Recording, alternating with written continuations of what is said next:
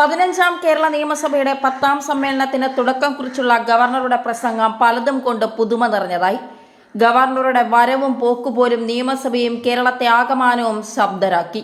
63 പേജുള്ള പ്രസംഗത്തിന്റെ അവസാനത്തെ ഭാഗമായി 163ാം ഭാഗം മാത്രമാണ് ഗവർണർ വായിച്ചത്.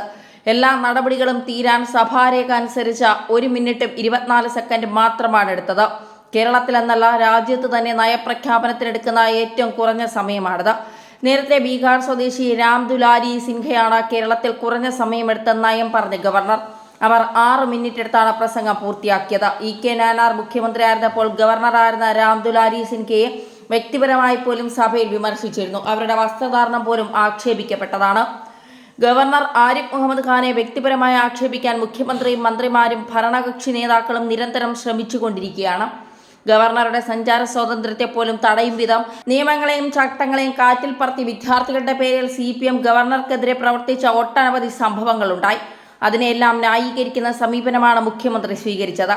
മാസങ്ങളായി തുടർന്നു വരുന്ന ഗവർണർ സർക്കാർ പോരിന്റെ ഒടുവിലത്തെ അധ്യായമാണ് നിയമസഭയിൽ കണ്ടത്.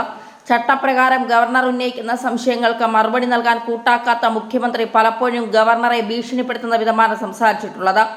ഗവർണറും മുഖ്യമന്ത്രിയും കൊമ്പുകോർത്തുള്ള പെരുമാറ്റം കേരളീയരെ ആകമാനം ആശങ്കപ്പെടുത്തിയിട്ടുണ്ട്. എന്തായാലും ഭരണഘടനാ ചുമതല എന്ന ബാധ്യത നിറവേറ്റുക എന്ന കാര്യമാണ് ഗവർണർ ചെയ്തത്.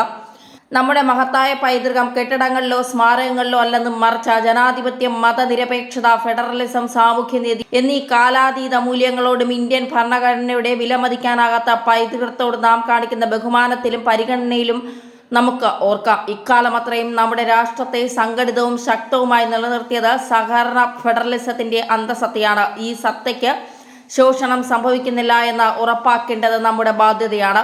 വൈവിധ്യവും വർണ്ണാഭവുമായി ഈ രാഷ്ട്രത്തിന്റെ ഭാഗമെന്ന നിലയിൽ നാം ഒത്തൊരുമിച്ച് നമ്മുടെ എല്ലാ വെല്ലുവിളികളെയും അതിജീവിച്ചുകൊണ്ട് സമഗ്രമായ വളർച്ചയുടെയും ഉത്തരവാദിത്വമുള്ള പ്രതിരോധശേഷിയുടെയും വർണ്ണകമ്പളം നെയ്തെടുക്കാം. ജയ് ഹിന്ദ്. ഇത്രമാത്രമാണ് ഗവർണർ വായിച്ചത്. മറ്റ് നയങ്ങളൊന്നുമില്ലാത്ത മയമില്ലാത്ത ശരീരഭാഷയും ഭരണമുന്നണിയെ ഞെട്ടിച്ചിരിക്കുകയാണ്.